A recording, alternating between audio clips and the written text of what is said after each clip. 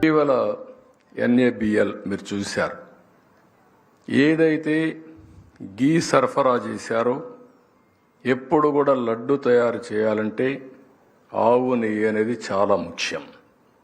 ఆవు నెయ్యితోనే మనం లడ్డు కానీ ఇవన్నీ తయారు చేస్తాం. రెండో విషయం మీరు చూస్తే ఒక పవిత్రమైన భావం, మన ఇంట్లో పూజ చేసిన ఒక పవిత్రమైన మనసుతో ఒక పవిత్రంగా చేస్తాం. పూజలు కూడా ఇల్లంతా పరిశుభ్రం చేస్తాం, మనసును కూడా ప్యూరిఫై చేసుకుంటాం.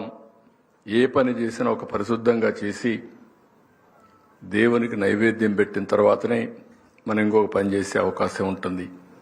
అలాంటి దేవుని దగ్గర చౌక నెయ్యి, అందు కూడా అడల్ట్రేషన్ నెయ్యి తెప్పించే పరిస్థితికి వచ్చారు. ఇది చెప్పినా వినకపోతే NDDB పంపిస్తే దీంట్లో అనిమల్ ఫ్యాట్ కూడా ఉందని వాళ్ళు సర్టిఫై చేసే పరిస్థితికి వచ్చారు. ఆ విషయం నేను చెప్పకపోతే వెంకటేశ్వర స్వామికి నేను ద్రోహం చేసిన వ్యక్తిని అవుతాను. ఆ విషయమే నేను చెప్పాను. భవిష్యత్తులో వెంకటేశ్వర స్వామి దగ్గర కానీ ఏ దేవాలయంలో కానీ అపచారాలు చేయకుండా చూసే బాధ్యత ఈ ప్రభుత్వం తీసుకుంటామని మరొక్కసారి మీ అందరికీ విజ్ఞప్తి చేస్తున్నా.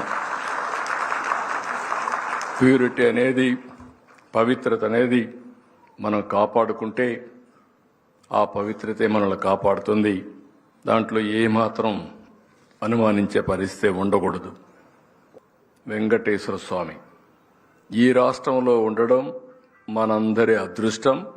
కలియుగ దేవుడు వెంకటేశ్వర స్వామి ఈ రాష్ట్రంలో ఉండడం మనందరికి కూడా ఒక అదృష్టంగా మనం భావించాల్సిన అవసరం ఉంది.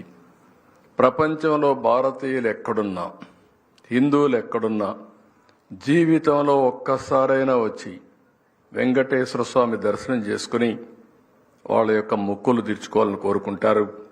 అలాంటి పుణ్యక్షేత్రం, దివ్యక్షేత్రం మన రాష్ట్రంలో ఉండడం మన అందరి అదృష్టం. ఇటీవల అది కూడా కాంట్రవర్సీ అయింది లడ్డు విషయంలో. అది కూడా మనం ఒకసారి చూస్తే ప్రతి ఒక్క టెంపుల్కి కొన్ని సాంప్రదాయాలు ఉంటాయి. ప్రతి ఒక్క మతానికి కూడా కొన్ని సాంప్రదాయాలు ఉంటాయి.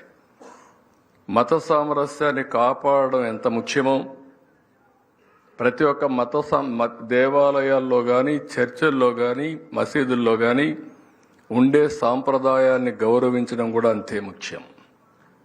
పాలకులు మేమందరం ఆలోచించుకోవాల్సింది ముందు అక్కడుండే చట్టాల్ని, సాంప్రదాయాల్ని మేము గౌరవించాలి.